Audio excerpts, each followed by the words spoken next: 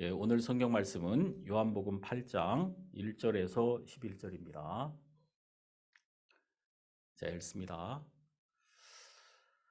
예수는 감람산으로 가시다. 앞침에 다시 성전으로 들어오시니 백성이 다 나오는지라 앉으사 저희를 가르치시더니 서기관들과 바리새인들이 간음 중에 잡힌 여자를 끌고 와서 가운데에 세우고 예수께 말하되 선생이여 이 여자가 간음하다가 현장에서 잡혔나이다. 모세는 율법에 이러한 여자를 돌로 치라 명하였거니와 선생은 어떻게 말하겠나이까? 저희가 이렇게 말함은 고소할 조건을 얻고자 하여 예수를 시험함이로라. 예수께서 몸을 굽히사 손가락으로 땅에 쓰시니 저희가 묻기를 마지 아니하는지라.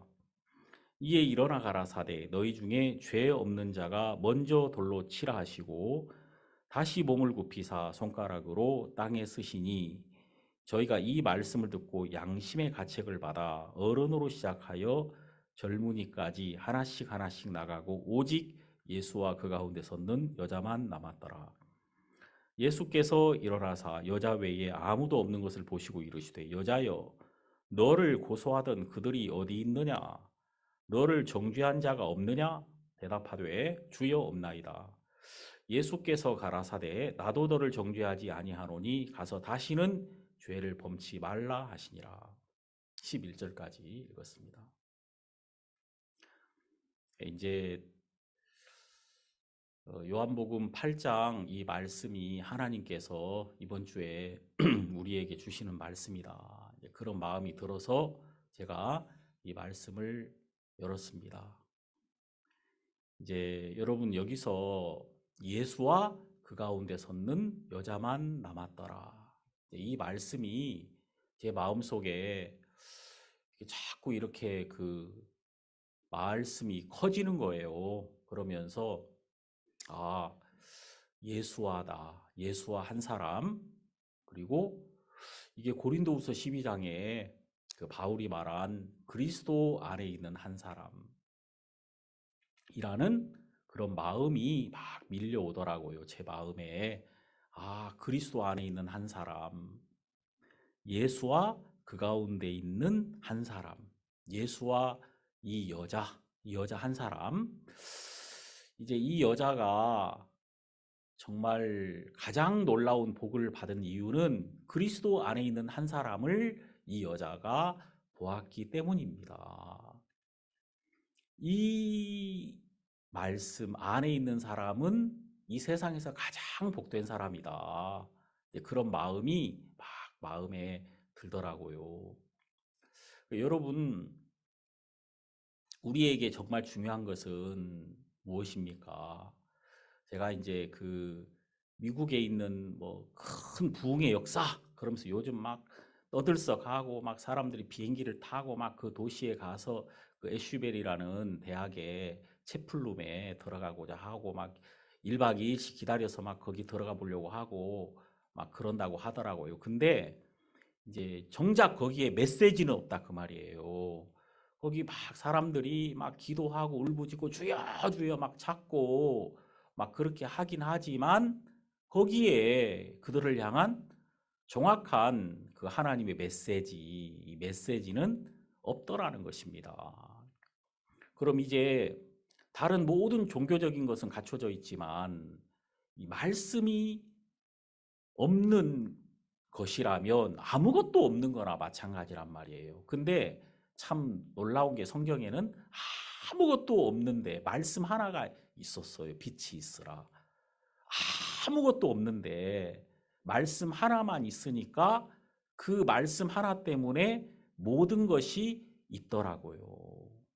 그러니까 여러분 정말 중요한 것은 우리의 초점은 우리가 하나님의 말씀에만 우리 마음이 있어야 된다는 것입니다.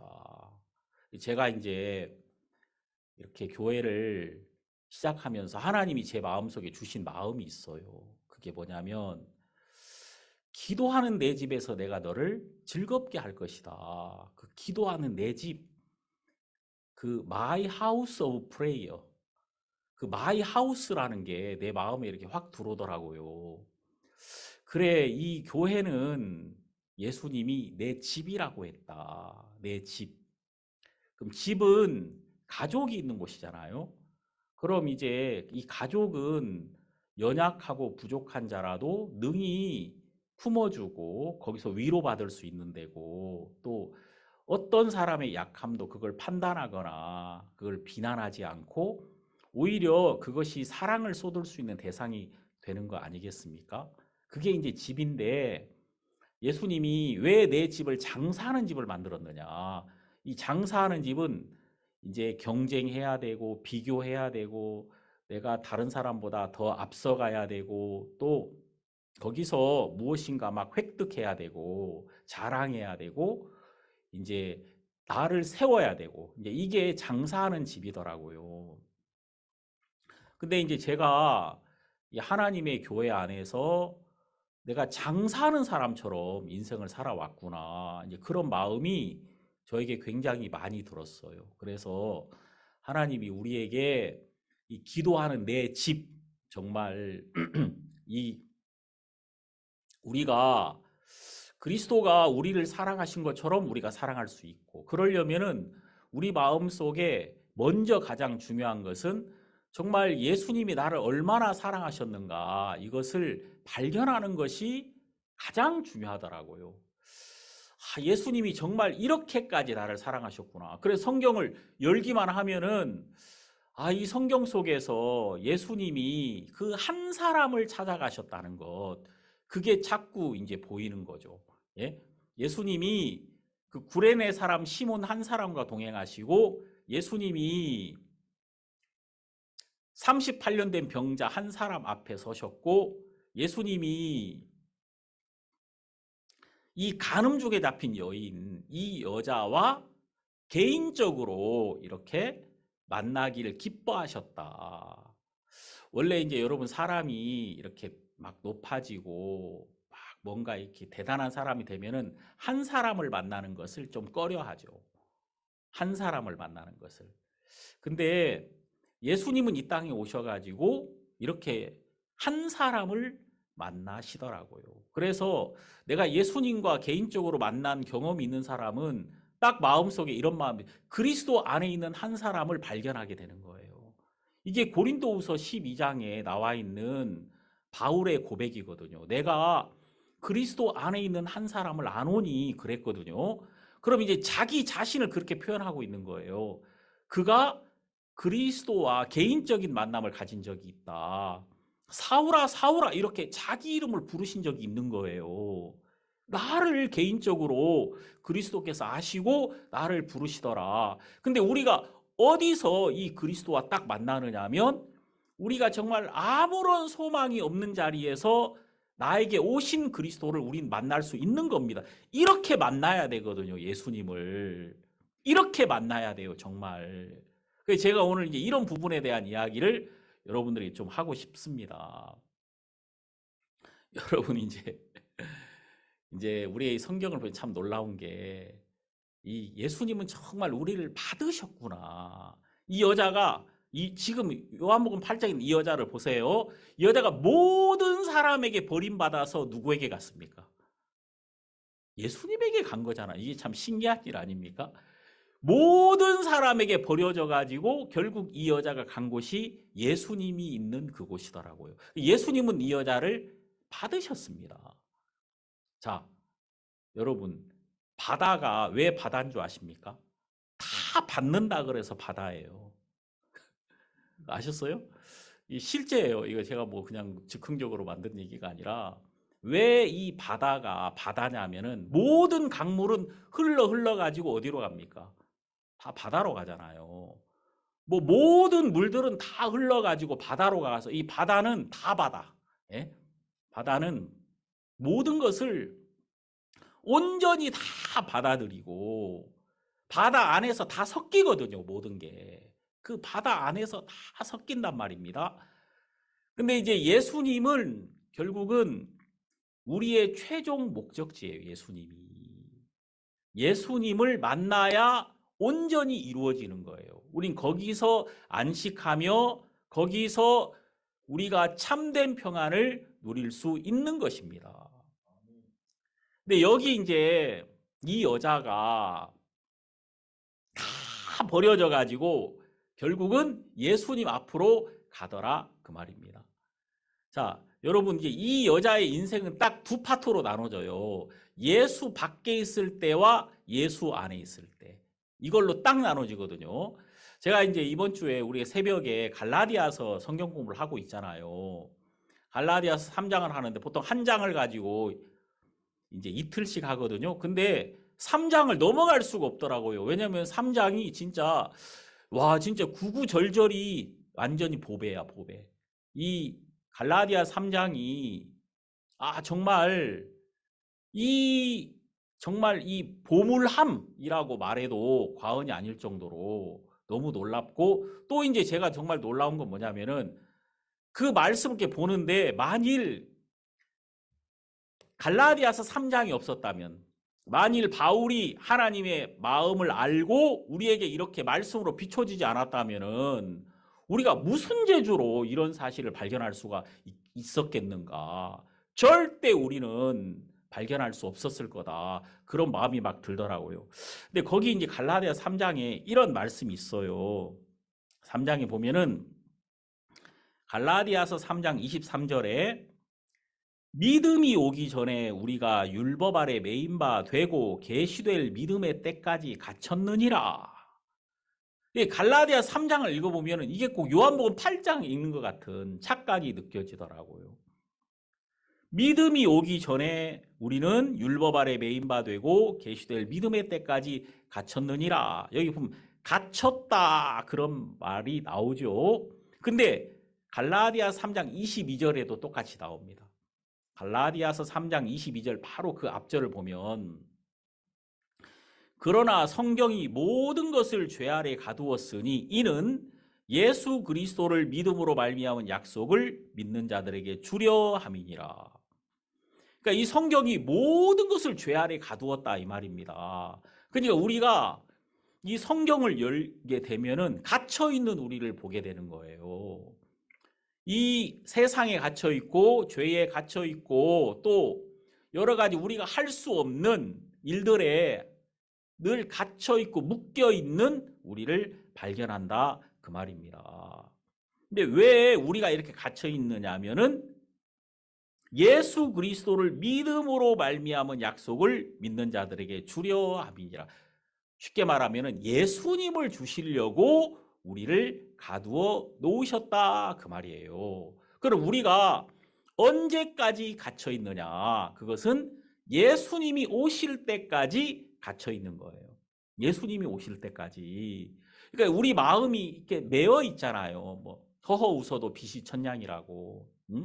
사람은 우리 마음을 이렇게 어둡게 하는 것들이 있거든요.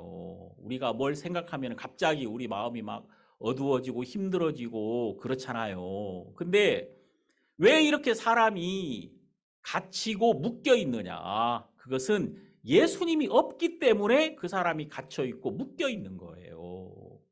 예수님이 딱 오시면 우리가 그 묶여 있는 데서 머물러 있지 않더라.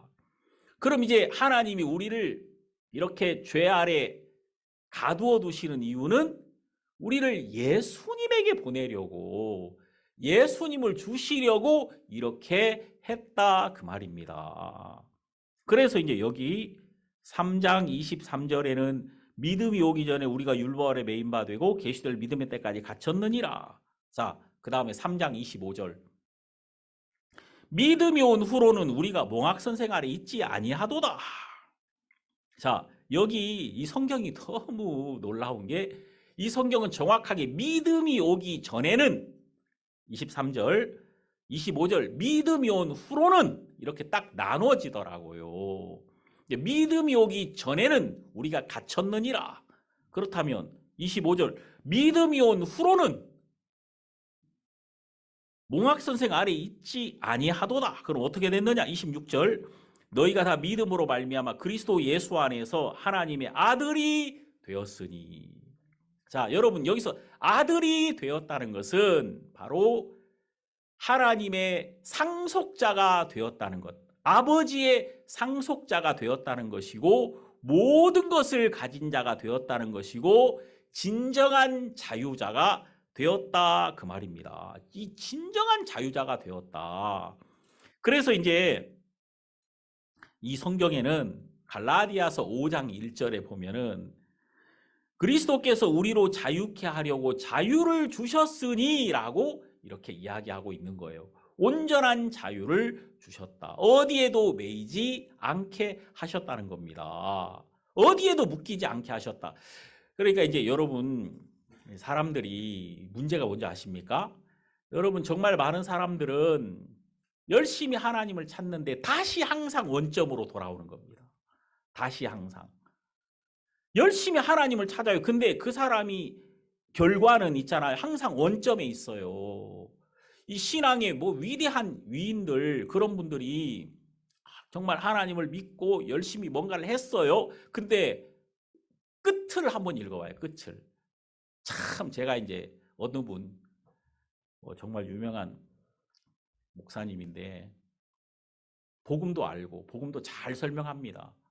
근데 이제 그분이 돌아가실 때는 우울증으로 돌아가셨다고 하더라고요. 근데 그분의 책의 항상 끝을 보면은 열심히 하자예요. 참 묘하죠. 결국은 아니 이렇게 많은 예수님에 대한 이야기를 해놓고 맨 마지막에 가가지고는 결국은 우리는 열심히 기도하자. 우리가 열심히 하나님을 믿자. 하나님을 섬기자. 결국은 원점으로 다시 돌아가 버리는 거예요. 이게 뭐냐. 근데 여러분 대부분 다 그렇습니다. 대부분 다 그래요. 근데 우리가 이 요한복음 8장과 이 갈라디아서를 같이 보면은 이 모든 것에 대한 해답을 정확하게 얻을 수가 있어요. 아주 분명하게, 아주 정확하게.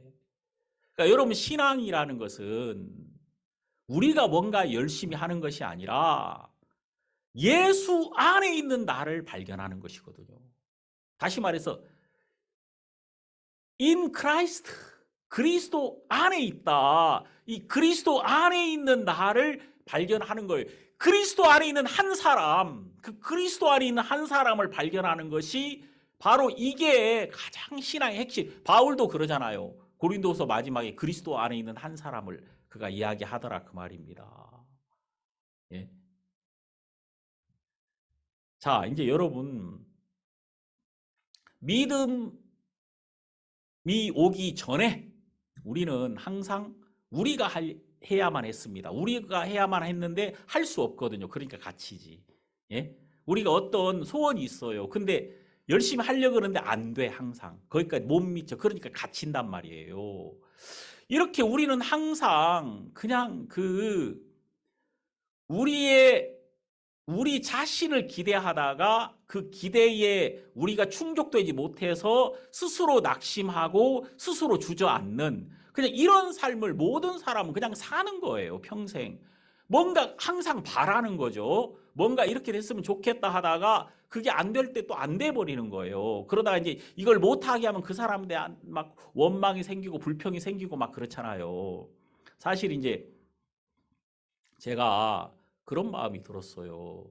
저는 이제 1980년도에 제가 거듭났습니다. 하나님을 만났습니다. 그리고 제가 딱 거듭나고 저에게 생긴 변화가 뭔지 아십니까? 여러분? 신기한 변화를 제가 느꼈어요. 그게 뭐냐면은 성경을 펴면 이게 무슨 말인지 알겠는 거예요. 이게 대체 이게 하루 만에 생긴 변화예요. 이 성경을 펴니까 이게 무슨 말인지 알겠어. 왜냐하면은 제가 그 전에도 성경을 안 읽어보려고 한 게 아니에요. 마태, 마가, 누가, 요한 진짜 성경 읽어보려고 부단히 노력했고 또 이제 뭐 교회에서 내가 다니던 장로교회에서 성경 퀴즈 대회 이런 거 하면은 막 읽잖아요. 열심히 하려고 하잖아요. 그래서 이제 이 성경을 아무리 이렇게 보려고 해도 이게 무슨 말인지 모르겠어요. 창세기 마태복음 1장에 누가 누구 낳고 누가 누구 낳고 누가 누구 낳고 와 이건 대체 무슨 이야기야. 왜 이렇게 이 낳는 얘기하고 나하고 무슨 상관이라고. 나한테 구체적으로 뭘 해라 이렇게 말해주지. 뭐 누구 낳고 누가 누구 낳고. 자, 여러분, 이게 왜 중요한 이야기입니까? 중요한 것은 행위가 아니라 출생이라는 거거든요. 그게 성경이 아예 신약의 시작에 거듭나야 되는 거야. 태어나는 게 중요한 거야. 이게 하나님의 말씀으로 딱 낳는 순간서부터 그 사람이 내가 내 아버지를 닮으려고 닮습니까? 내가 우리 아버지에게서 낳기 때문에 저절로 우리 아버지를 따라가는 거예요. 저절로. 왜냐하면 낳고 되는 순간에 그 사람이 모든 걸 받아서 낳는 것이거든요. 그게 낳는다는 말은 심겼다는 말하고 같은 말이에요. 이제 딱 심겼으면은 그 안에 사과가 심기면 사과가 올라오는 거고 배가 심기면 배가 나오는 거 아닙니까? 그래서 이제 이 마태복음 1장에는 낳는다는 이야기로부터 시작을 하는 거예요. 낳는다. 이게 무엇을 하는 것은 낳는 이후에 다 되는 거 아닙니까? 근데 이제 사실 우린 이 성경을 주신 하나님 마음을 모르니까 낳고 이게 뭐야? 이게 나하고 무슨 상관이야? 이 사람 자식 낳는 거하고 나하고 무슨 상관이야? 예? 이렇게 이제 생각이 되는 거죠. 근데 제가 딱 거듭난 이후에 저에게 생긴 변화는 뭐냐면은 이게 이 성경을 읽으면 이게 무슨 말인지 알겠더라는 거예요. 그러면서 이제 제가 참 돌아가신 저희 아버지는 제가 공부를 열심히 하게 되기를 정말 바랬거든요. 그래가지고 저를 위해서 정말 온갖 모든 걸 항상 준비해 주셨어요. 아버지가. 제 책상도 정말 그냥 보통 학생들이 쓰는 책상이 아니라 사장님 책상을 사주셨어요. 나한테. 사장들이 쓰는 책상을.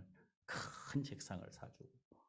또 거기다가 이제 오른쪽에는 항상 제가 이제 혹시 공부할까 할 때 목마를까 봐 오렌지 주스 같은 거 막 이제 갖다 넣어주시고. 그런 아버지가 진짜 내 시대에는 잘 없었던 것 같아요.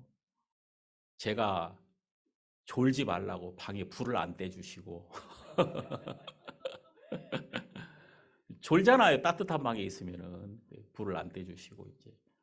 그리고 이제 수시로 와서 이제 항상 보는 거예요. 수시로 와서 이제 공부하냐? 이렇게 그냥 수시로 와서 이제.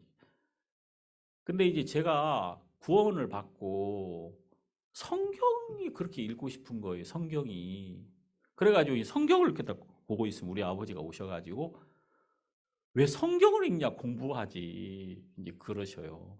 그러니까 이제 성경책을 놓고 교과서를 놓고 참고서를 놓고 이제 이렇게 이제 세 개를 같이 놓고 제가 성경책을 보다가 우리 아버지가 오면 얼른 교과서를 그 위에 덮고 그랬어요. 아버지가 오시면은 성경 안 읽는 척하고 아버지 가시면은 또 이제 성경책 막 읽고 그랬단 말이에요. 지금 생각해 보면은 야, 참 그게 내가 왜 그렇게 됐지?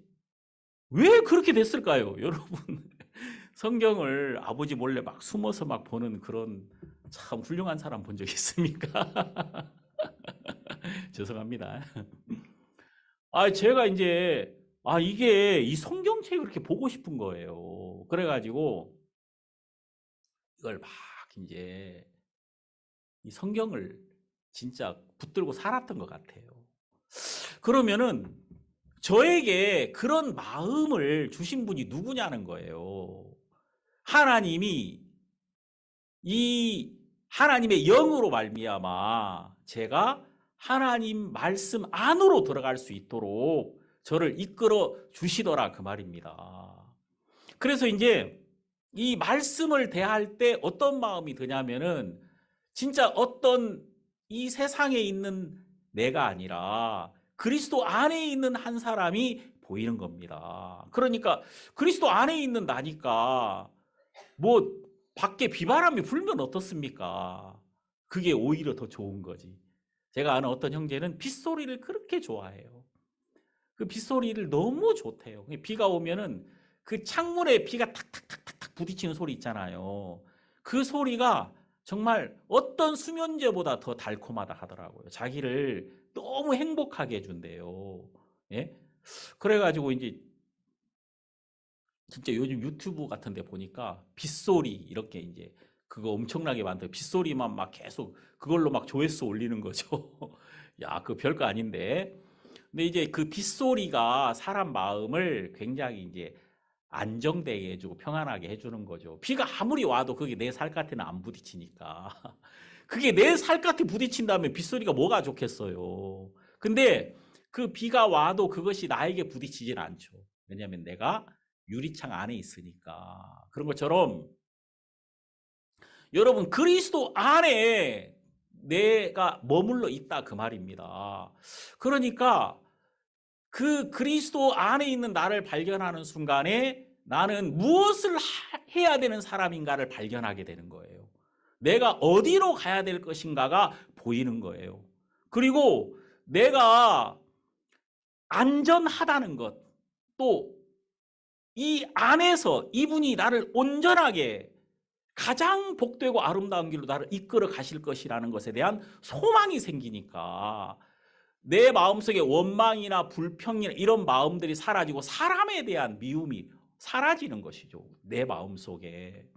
제가 이제 거듭났어요. 거듭난 이후에 교회 안에 오래 있었고 물론 여러 가지 막 많은 일이 있었지만은 시간이 지나 보니까 참 감사하다. 그런 마음이 굉장히 많고 제가 지금 여기서 하고 싶은 일은 뭐냐면은 어디서 떨어진 것을 생각하고 네 처음 행위를 가지라 하나님이 그러시더라고요.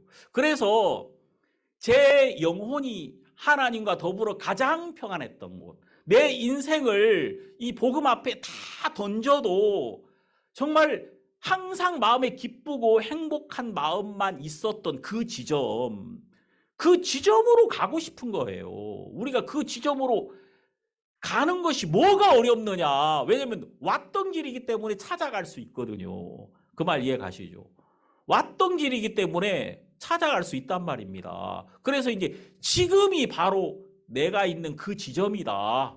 그런 마음이 드는 거예요. 지금 이곳, 이 순간, 이곳이 하나님이 나를 둔 그곳, 내가 떨어진 곳, 다시 회복한 곳, 그리스도 안에 있는 곳, 그리스도 안에 한 사람으로 있는 곳, 바로 이곳이 바로 그곳이다. 그런 마음이 막 제 마음에 밀려오는 것이죠. 여러분 이제 여기 보면 이 여자가 간음하다가 현장에서 잡혔습니다. 죄가 드러나는 거죠. 그러니까 이 여자는 숨기고 싶었을 겁니다. 근데 숨기고 싶었는데 들켰습니다. 예? 우리가 뭐 들켰네 그러잖아요. 들켰네. 그러면 이제 들키면은 어떻게 돼요? 할 말이 없어지잖아요. 부끄러운 사람이 되는 거 아닙니까? 지금 이 여자가 그 부끄러운 죄가 다 드러나서 이제 모세의 율법으로는 이런 여자를 돌로 치라고 했습니다. 그래서 사람들이 이 여자를 끌고 돌로 쳐가지고 남자는 벌써 죽었고 이제 이 여자는 예수님에게로 끌고 오는 것이죠. 왜냐하면 이 여자를 통해서 예수님을 시험하고 싶었던 것입니다. 그래서 여기 보면 뭐라고 말합니까? 4절 보면 예수께 말하되 선생이여 이 여자가 간음하다가 현장에서 잡혔나이다. 모세는 율법에 이러한 여자를 돌로 치라 명하였거니와 선생은 어떻게 말하겠나이까? 자, 모세는 이 여자를 돌로 치라고 했습니다. 예수님 당신은 과연 뭐라고 하겠습니까? 자, 여러분 한번 생각해 보십시오. 제가 이제 아침에 이 말씀을 좀 생각해 봤습니다. 모세는 이런 여자를 돌로 치라고 하더라고요. 그럼 여러분들 마음속에 누군가를 향해서 돌로 치고자 하는 마음이 있잖아요. 없습니까? 있죠. 누군가 내가 미워하는 사람이 있단 말이에요. 내가 진짜 돌로 치고자 하는 사람. 정말 미워 막 저 사람이 미워가지고 막 멀리서 막 그 사람한테 막 돌멩이로 던져버리고 싶어요. 그런 사람이 있어요. 우리에게. 만일 제가 돌멩이를 들고 누군가를 향해 돌멩이를 던진다면 저는 모세에게 들은 거예요. 그 말 이해 가시죠? 예? 제가 만일 누군가를 향해 돌멩이를 들고 던지려고 한다면 저는 모세의 제자란 말입니다. 모세 아래에 있는 사람이에요. 제가 모세 아래에 있는 사람이라야 나는 그렇게 할 수 있어요. 모세는 이러한 사람을 향해서 돌로 치라고 했단 말입니다. 아침에 제가 이 말씀을 생각했어요. 아, 모세가 이렇게 얘기했구나. 그래서 나도 이 음성을 들을 때가 굉장히 많아요. 나도 누군가를 향해서 돌멩이를 들고 치고 싶은 사람이 있어요. 막 정말 너무 밉고, 아, 정말 저 사람 너무 싫다. 그런 사람이 있단 말이에요. 근데 여러분, 이 여자가 지금 예수님에게로 끌려왔습니다. 자, 이 여자는 어떤 사람이냐면 죄가 다 드러난 사람입니다. 이 성경이 참 이게 놀라운 건데 여기서 이 여자를 정죄했던 많은 사람들과 이 여자가 나옵니다. 근데 마지막에 예수님께 정죄를 받지 않았던 사람은 이 여자였다. 그 말입니다. 자, 모든 사람들이 정죄를 받았습니다. 여기 보면은 9절. 저희가 이 말씀을 듣고 양심의 가책을 받아 어른으로 시작하여 젊은이까지 하나씩 하나씩 나가고 그랬죠. 자, 이 모든 사람들은 정죄를 받은 사람들입니다. 다시 말해 양심의 가책을 받았다는 것은 정죄를 받았다는 거거든요. 여러분 진짜 이게 여기서 이 많은 사람들이 이 여자를 정죄하잖아요. 근데 결과적으로 보면은 모든 사람은 다 정죄를 받고 이 여자만 정죄를 받지 않았다. 그 말입니다. 신기한 거 아닙니까? 이런 세계가 있어요. 이 성경은 이런 세상을 우리에게 보여주고 있는 거예요. 모든 사람이 이 여자를 정죄했단 말이에요. 근데 모든 사람이 그러니까 모세의 말을 듣고 정죄를 하던 모든 사람들은 오히려 정죄를 받았어요. 자기가 예수님을 통해서. 그리고 모든 사람에게 정죄를 받던 이 사람은 정죄를 받지 않았다는 것입니다. 예수님에게. 이게 이제 우리가 오늘 발견해야 되는 거예요, 여러분. 이 성경에서 하나님은 누구를 정하라고 하느냐, 누구를 정죄하지 않느냐면, 자, 우리 결론적으로 딱 말해본다면, 레위기 13장 13절을 한번 보십시오. 레위기 13장 13절을 보면, 그가 진찰할 것이요, 문둥병이 과연 그 전신에 퍼졌으면 그 환자를 정하다 할지니 다 희어진 자인즉 정하거니와. 여러분 여기 보면 문둥병의 규례가 나옵니다.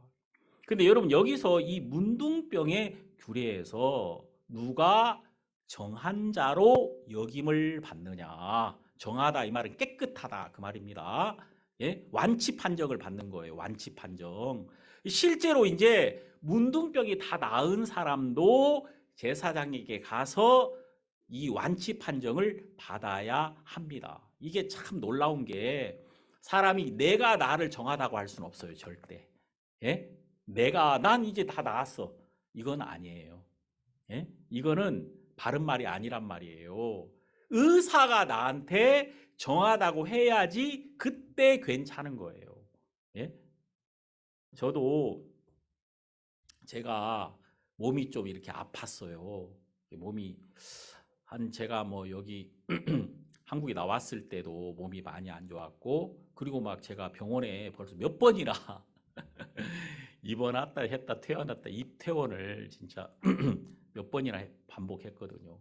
몇 번 병원에 왔다 갔다 해보니까 야 진짜 입원할 일 아니다 그런 마음은 듭니다.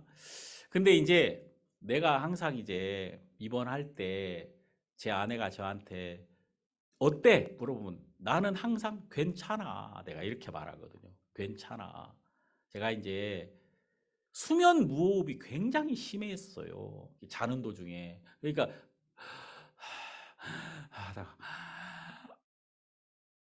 이렇게 멈춰가지고 이 상태로 30초간 이렇게 있으면 이게 수면 무호흡이거든요.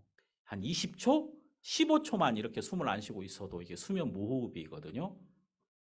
근데 저는 이제 제가 직접 병원에 가서 이제 조사를 해보니까 의사 선생님이 저한테 물어보는 거예요. 저기 선생님, 저기 좀 어땠습니까? 그때 제가 뭐라고 했는지 아십니까? 저 괜찮은데요? 그랬어요. 그러니까 그 선생님이 안 괜찮아요. 그러더라고요. 그러면서 제 아내가 막 저를 쳐다보면서 이제 저를 아주 그냥 증오의 눈빛으로 저를 쳐다보더라고요. 그러면서 이제 왜냐면은 제 아내가 항상 저한테 당신 옆에서 불안해서 못 자겠어. 왜냐면은 내가 항상 숨을 이제 탁 멈추고 가만히 있으니까 죽었나? 해가지고 이제 보면 또 살아있고 죽었나? 하면 또 살아있고 그랬다는 것이죠. 제가 확실히 알았어요. 내가 괜찮은 것은 하나도 괜찮은 게 아니에요. 의사가 괜찮다고 해야 돼요. 의사가. 그렇잖아요? 그런 것처럼 이 성경에서도 내가 깨끗해 이건 아니에요. 이게 중요한 게 아니라 제사장이 깨끗하다고 해야지 그때 진짜 깨끗하다 그 말입니다. 제사장이 내가 보는 게 중요한 게 아니다 그 말이에요. 자, 그런 것처럼 이제 이 성경에는 뭐라고 말하냐면은 문둥병 환자가 제사장에게 정하다, 깨끗하다라는 판결을 받으려면은 진짜 깨끗하든지 아니면은 완전히 드러나든지 그 병이. 여기 13절에 말하는 것처럼 13장 13절에 말하는 것처럼 전신에 퍼져서 다 희어진 자인즉 정하거니와 전신에 퍼져서 다 희어진 자인즉 정하거니와 이 말은 완전히 머리끝에서 발끝까지 다 드러나가지고 숨길 수 없는 자가 돼버리면 정하다 그 말입니다. 참 여러분 이게 정말 놀라운 말씀이에요. 이런 그 판결이 성경에만 나오는 판결 아니겠습니까? 그래서 놀랍다고 하는 거예요. 이게 어디서 이런 판결이 나옵니까? 이게 왜 정하냐면요. 이 사람이 하나님 앞에서 도저히 자기를 감출 수 없는 자가 돼버리면 하나님 안에 있는 자가 돼버리는 거예요. 예? 내가 숨길 수 없단 말입니다. 숨길 수 없는 자가 돼버리면 그 앞에 내가 100% 드러난 자가 된다 그 말이에요. 내가 100% 드러난 자가 되면 나는 그냥 그 안에 있는 자예요. 하나님 안에 있는 나로 내가 드러나 버리면 아무 문제 없는 거예요. 그때는 하나님이 온전히 받은 자가 됐는데 그 사람이 무엇이 문제가 되겠습니까? 어떤 것도 문제가 되지 않게 돼버린다 그 말입니다. 근데 이런 이 하나님의 법칙이 모든 성경에 다 적용이 되고 있어요. 요한복음 8장에 보면은 이제 이 여자가 예수님에게 정하다, 의롭다는 판결을 받았습니다. 왜? 이 여자는 어떤 여자입니까? 다 희어진 자인즉. 예? 다시 말해서 전신에 퍼졌다. 이 여자의 죄가 완전히 드러나가지고 어떤 사람에게도 가리울 수 없이 모든 사람 앞에 다 드러난 자가 되었다 그 말입니다. 예수님 앞에 하나님 앞에 이제 이 여자는 가릴 수도 없고 숨길 수도 없어요. 완전히 드러난 자가 되니까 이 여자가 정하다, 의롭다는 판결을 받은 것입니다. 38년 된 병자 마찬가지입니다. 그 사람도 숨길 수가 없는 자가 되었습니다. 그리고 성전 미문에 앉은 안진뱅이, 예? 성전 미문에 앉은 안진뱅이도 다 드러난 자가 되었습니다. 이렇게 다 드러난 자가 되면 온전히 정한 자가 되는 거예요. 자, 우리 성경을 보면은 사람들이 이제 하나님을 떠나면은 숨습니다, 항상. 그래서 창세기 3장에 보면 인간이 범죄하고 바로 숨었습니다. 그렇죠? 왜 숨죠? 숨는 이유는요, 자기를 옳게 보이려고 숨는 겁니다.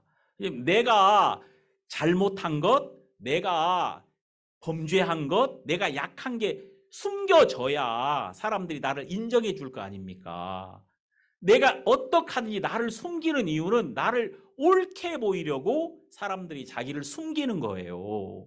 근데 다 드러나 버리면은 내가 나를 옳게 보일 수가 없는 자가 되어 버리면 내가 하나님 앞에 나를 다 맡기게 됩니다. 내가 할 수 없으면은 이제는 누군가에게 던지고 누군가에게 부탁할 거 아니겠습니까? 이렇게 되면은 하나님 안에 있는 우리가 발견이 되는 거예요. 우리가 지난번에 미가서를 한번 봤지만 한번 보겠습니다. 미가서 여러분 한번 찾아보십시오.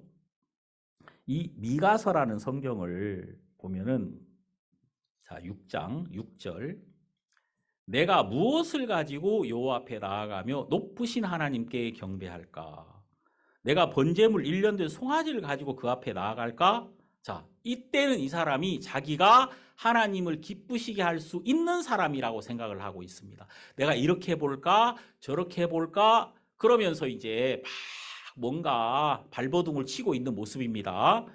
근데 이제 7장으로 딱 넘어와 보면은 이렇게 됩니다. 7장 1절에 보면 재앙이로다 나여 나는 여름 실과를 딴 후와 포도를 거둔 후 같아서 먹을 송이가 없으며 내 마음에 사모하는 처음 익은 무화과가 없도다. 자, 이 사람이 나에게는 아무것도 없다 이렇게 고백합니다. 아, 재앙이로다 나여. 그러니까 이제 나는 정말 저주와 재앙밖에 없어. 이런 나 자신이 정확하게 보였습니다. 이렇게 딱 되니까 어떻게 되는 줄 아십니까? 여기 7장 7절. 7장 7절. 오직 나는 여호와를 우러러보며 나를 구원하시는 하나님을 바라보나니 나의 하나님이 나를 들으시리로다. 여기 7장 6절에는 진짜 막장까지 가요. 7장 6절에 보면은 아들이 아비를 멸시하며 딸이 어미를 대적하며 며느리가 시어미를 대적하리니 사람의 원수가 곧 자기의 집안 사람이리로다. 그러니까 내가 의지할 사람이 아무도 없어졌다 그 말이에요. 아무도 없어지는 거예요. 자, 모든 것이 벗겨지고 나니까 나에게 재앙과 저주밖에 없는 내가 됐다 이 말. 다 벗겨졌다 이 말이에요. 다 벗겨지면 여러분 어떻게 됩니까? 그냥 빈몸만 있는 거예요. 이렇게 빈몸. 이 몸은 누가 지었어요? 하나님이 지으신 나만 있는 거예요. 그러니까 지금 여기 7장 7절에 이 사람이 다 벗겨지고 나니까 나의 하나님만 딱 계신 거예요. 나의 하나님이 나를 들으시리로다. 다 벗겨져야 하나님 안에 있는 한 사람이 보이는 거예요. 이게 하나님 안에 있는 한 사람이 보인다 그 말입니다. 이 사람이 얼마나 담대합니까? 여기 7장 8절을 보면은 나의 대적이여 나로 인하여 기뻐하지 말지어다. 나는 엎드러질지라도 일어날 것이요 어두운데 앉을지라도 여호와께서 나의 빛이 되실 것이미로다. 자, 심지어 9절 내가 여호와께 범죄하였으니 주께서 나를 위하여 심판하사 신원하시기까지는 그의 도를 당하려니와 주께서 나를 인도하사 광명에 이르게 하시니 내가 그의 의를 보리로다. 내가 범죄할 때 나는 그의 의를 볼 것이다.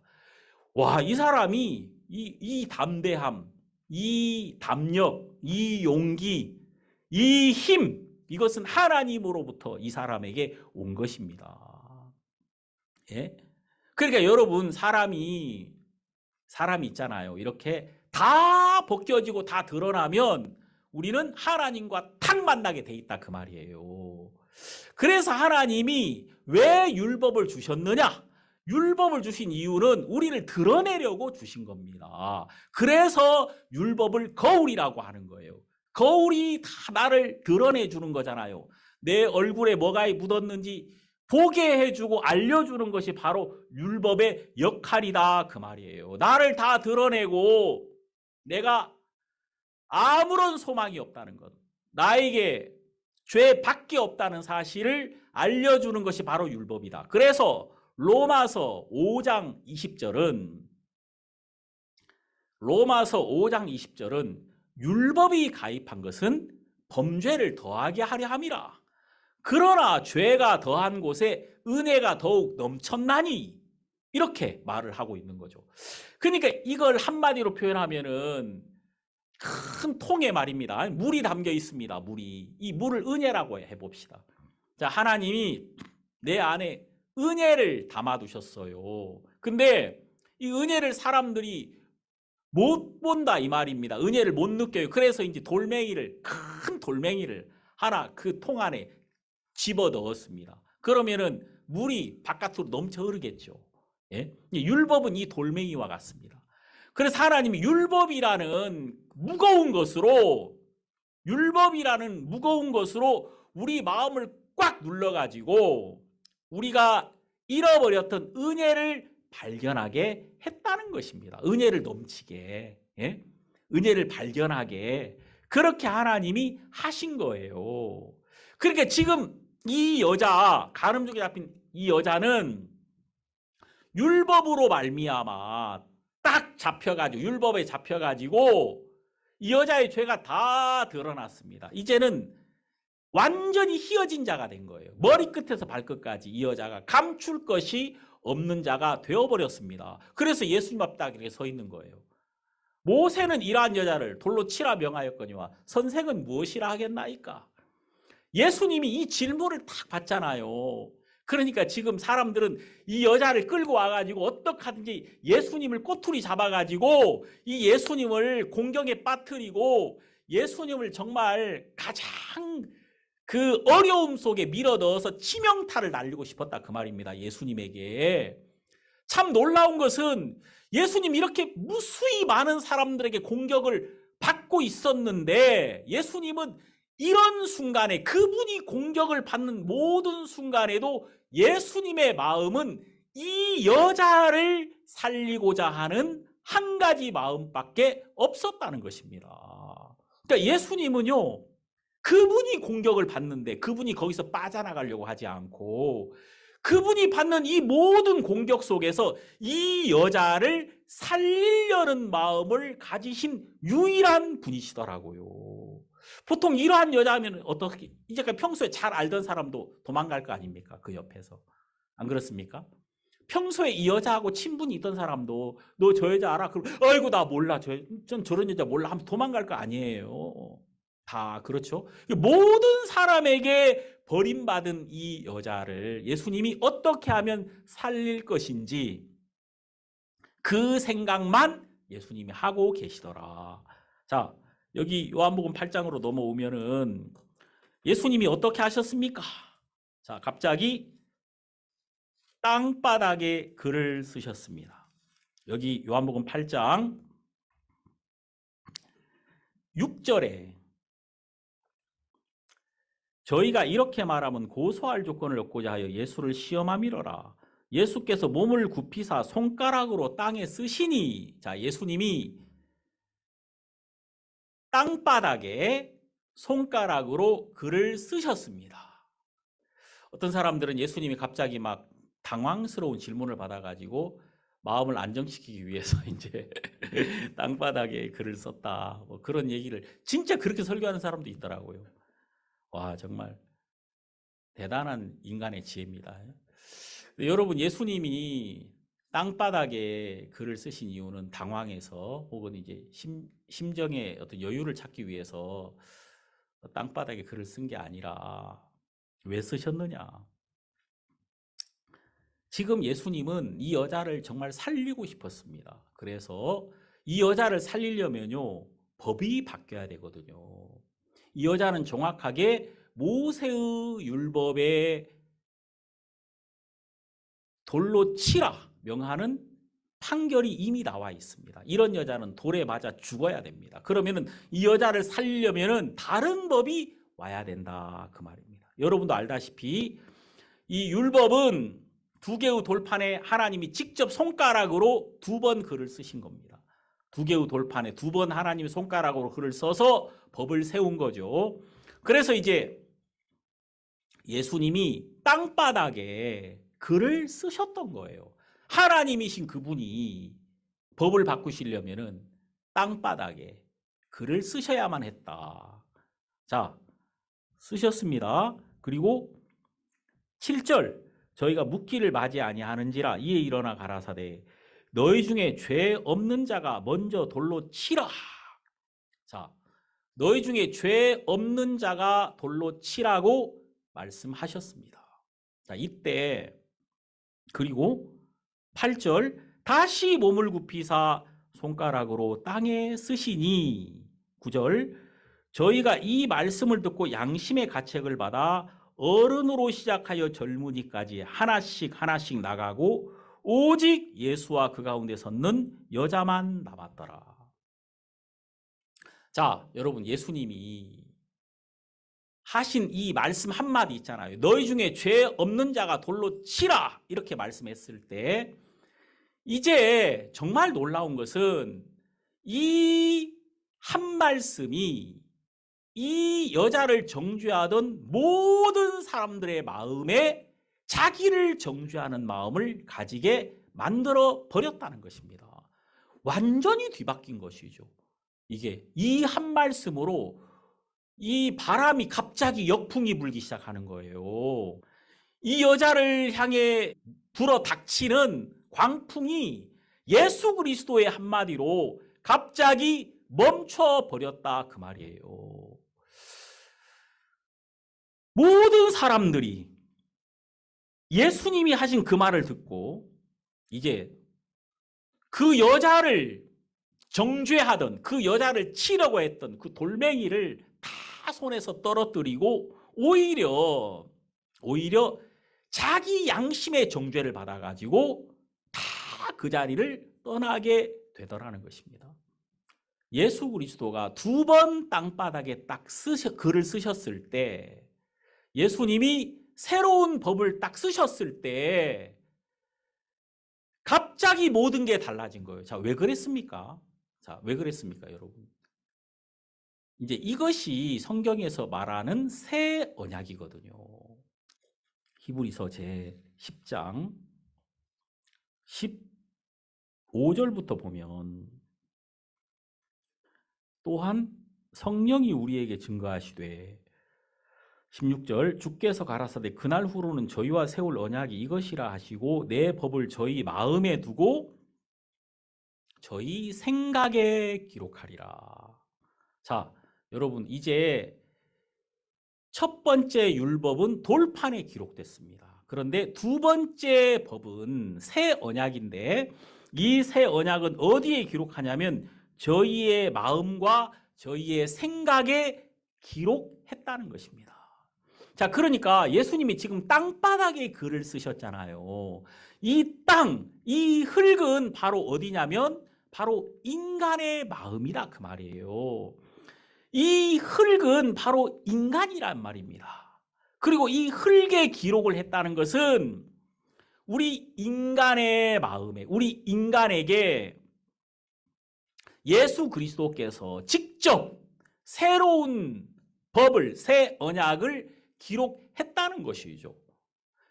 자, 이제까지는요, 여러분, 율법은 돌판에 기록한 거룩함이 있습니다. 그리고 우리가 그 돌판에 기록한 거룩함에 도달해야 되는 것이거든요. 근데 새 언약은 무엇이냐면 하나님의 거룩함을 바로 우리 마음에 기록해 버리는 것입니다.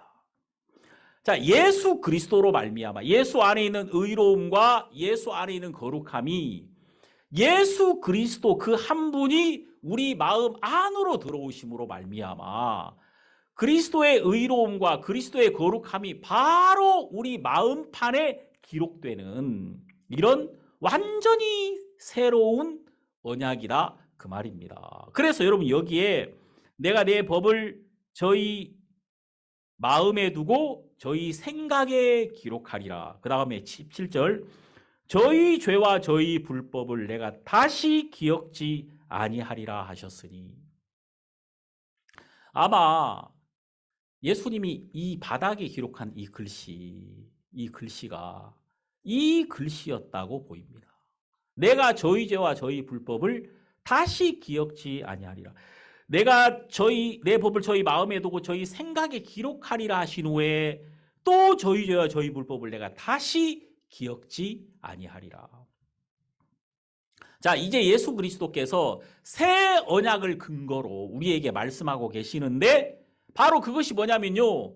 내가 저희 죄와 저희 불법을 다시 기억지 아니하리라. 자, 왜? 그 다음에 18절 이것을 사하셨은즉 다시 죄를 위하여 제사 드릴 것이 없느니라.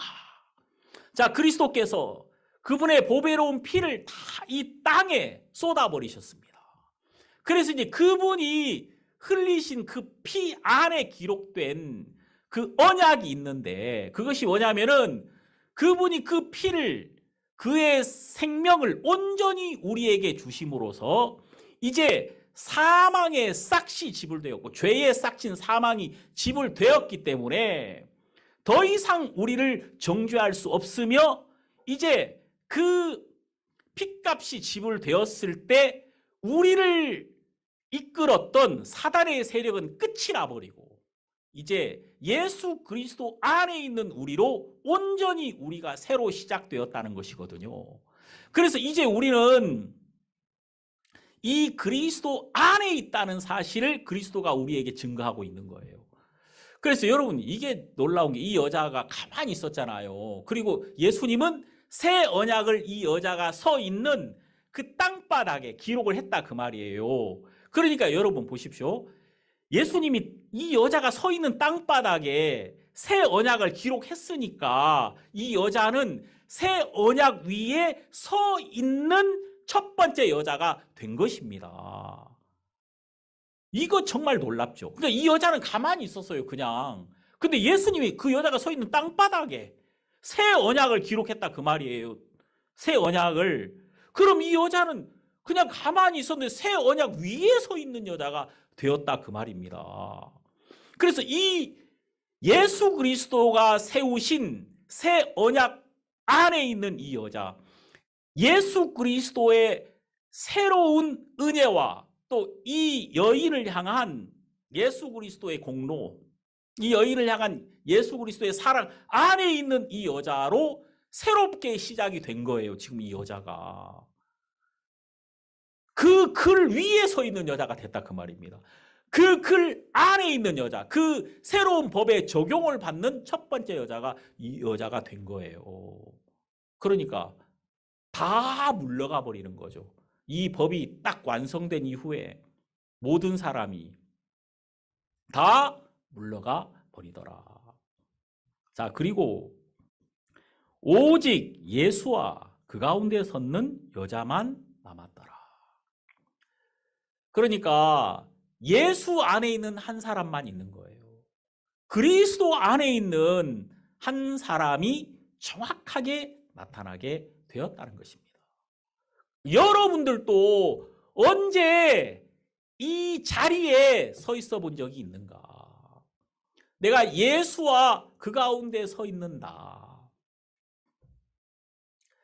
예수와 그 가운데 서 있는 이 여자, 예수와 그 가운데 서 있는 그 바울, 예수와 그 가운데 서 있는 그 자기 자신을 온전히 알고 자기에게 다가오신 그 예수 그리스도, 예수와 그 가운데 서 있는 구레네 사람 시몬, 예수와 또 그 가운데 서 있는 그 38년 된 병자, 예수와 그 가운데 서 있는 사람만 있는 거예요. 그래서 우리가 그리스도 안에 있는 우리를 여기서 발견하게 되는 것이죠.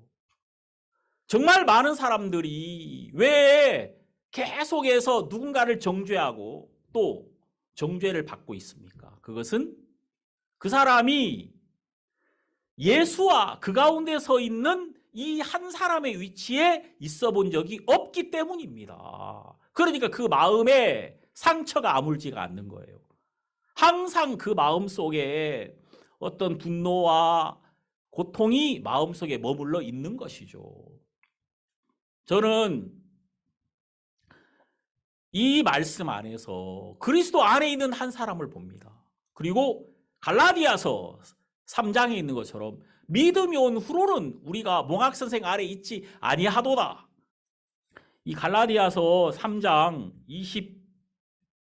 25절과 26절에 보면은 믿음이 온 후로는 우리가 몽학선생 아래 있지 아니하도다.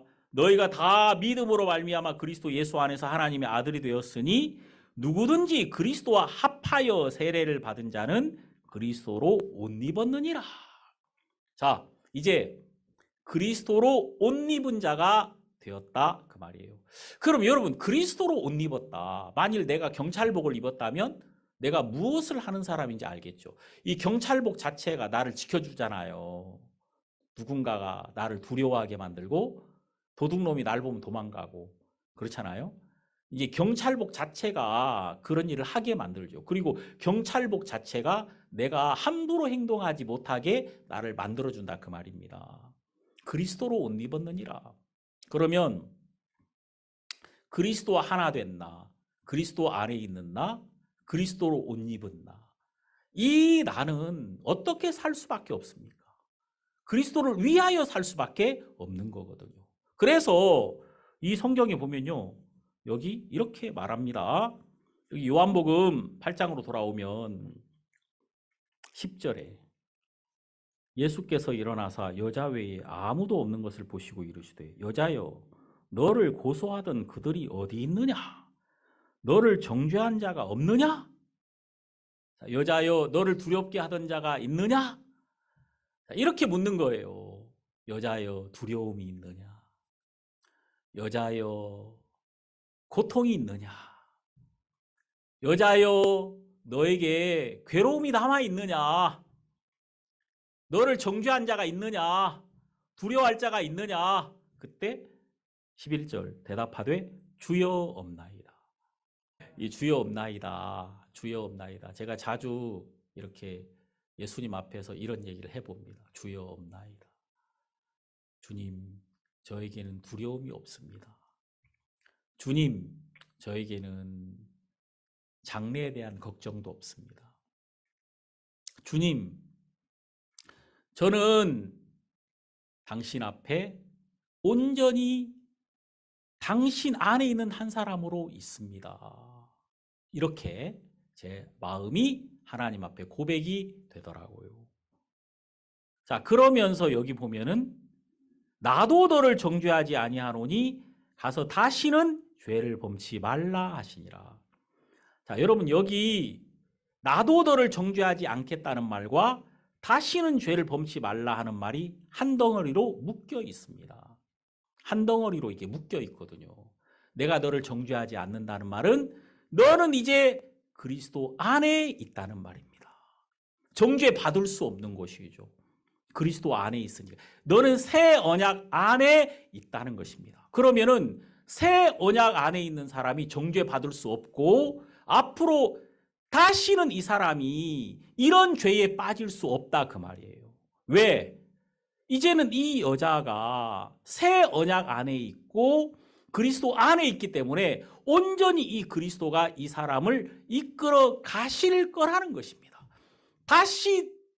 다시는 죄를 범치 마라 이 말은 네가 죄를 범치 말려고 노력하라는 그런 말이 아니라 네가 이미 믿음 안에 있다는 것을 제시해주고 있습니다. 이 여자에게 새로운 소망을 주는 이야기예요. 이 여자에게 의무나 무슨 책임감을 주는 얘기가 아니라 이 여자가 그리스도 안에 있는 자기, 그리스도와 함께하는 자기, 이 그리스도의 어마어마한 사랑을 받은 나로서 앞으로 이 삶에 대한, 이 그리스도에 대한 또 하나님의 은혜에 대한 소망을 이 여자에게 심어주고 있다는 것입니다. 다시는 죄를 범치 말라 이 말 안에는 이미 죄를 이긴다.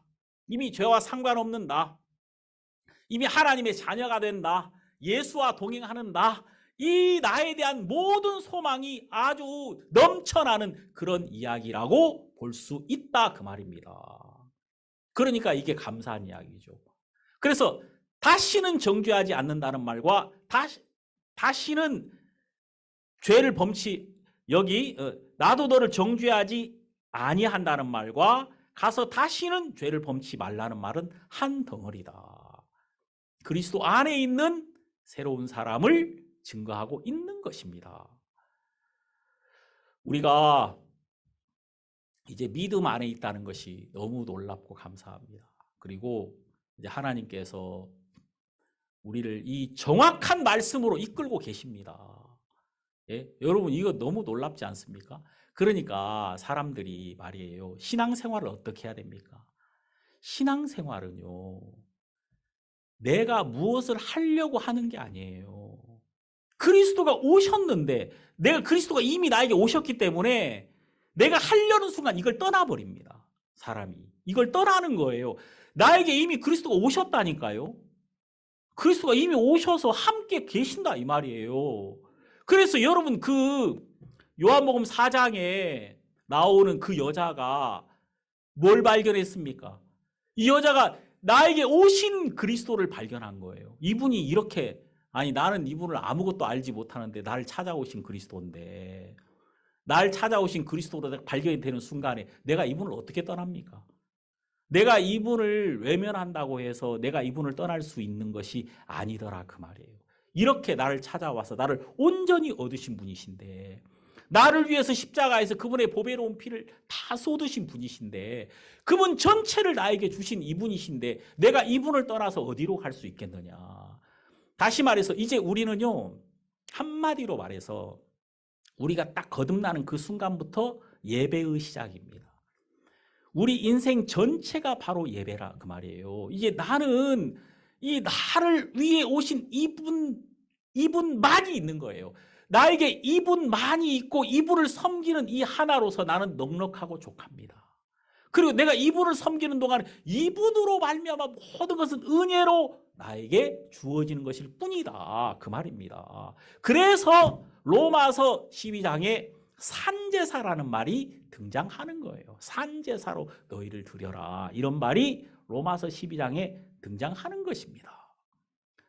여러분들 마음속에 정말 이 그리스도로 오신 그리스도 참 여러분 이 여자가 다 버려졌는데 모든 인간에게 버려져서 딱 떨어진 곳이 예수 앞에 딱 떨어지더라고요. 참 이게 신기하죠. 그리고 모든 사람이 손가락질 하던 이 여자가 예? 그 모든 사람이 손가락질 그 손가락이 갑자기 자기를 가리키면서 예수 그리스도의 한마디가 나오고 예수 그리스도의 딱 새로운 언약이 딱 세워지는 그 순간에 이 여자를 정죄하던 모든 사람이 자기를 정죄하면서 물러가 버리고 정죄를 받던 이 여자는 예수님에게 온전한 은혜로 온전한 사랑으로 예수와 하나 된 새로운 삶을 시작하더라 그 말입니다. 이것이 정말 우리가 가지고 있는 이 말씀의 비밀이고 복음의 비밀입니다.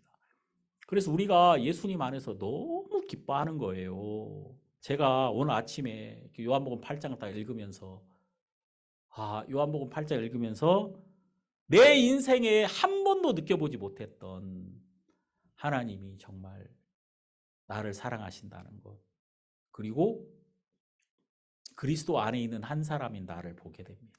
그래서 마음이 너무 감사하더라고요. 여러분 마음속에 이 그리스도로 말미암아 정말 평안하고 소망이 넘치는 그런 삶을 여러분이 사실이라 믿고 여러분이 이거 정말 기억하십시오. 이 여자가 그리스도 안에 있었던 것처럼 여러분들도 그리스도 안에 있고 이 여자를 향한 그리스도의 마음이 똑같이 여러분과 저를 향한 그 마음이라는 것. 이것이 여기서 표현되고 나타나 있다는 것. 그래서 우리가 오늘 또 하나님께 영광을 돌립니다. 기도하겠습니다. 하나님 아버지 고맙고 감사합니다. 우리를 죄에서 구원하시고 우리에게 영생의 복을 주심에 감사드리며 하나님과 동행하는 이 영광스러운 삶을 주심에 감사합니다. 우리 이렇게 말씀을 열 때 우리 마음속에 소망이 있고 또 이 말씀의 빛이 우리를 하나님 안으로 데리고 가서 하나님이 우리를 위해 준비한 것들을 보게 하십니다. 정말 감사하고 우리 성도들 마음속에 이 복음으로 말미암아 늘 새로운 소망을 가지며 행복한 삶을 살게 하시고 또 우리에게 나타나는 이 빛으로 우리 주변에 있는 많은 사람들이 역시 그리스도를 발견하게 하소서. 예수님 이름으로 기도드립니다. 아멘.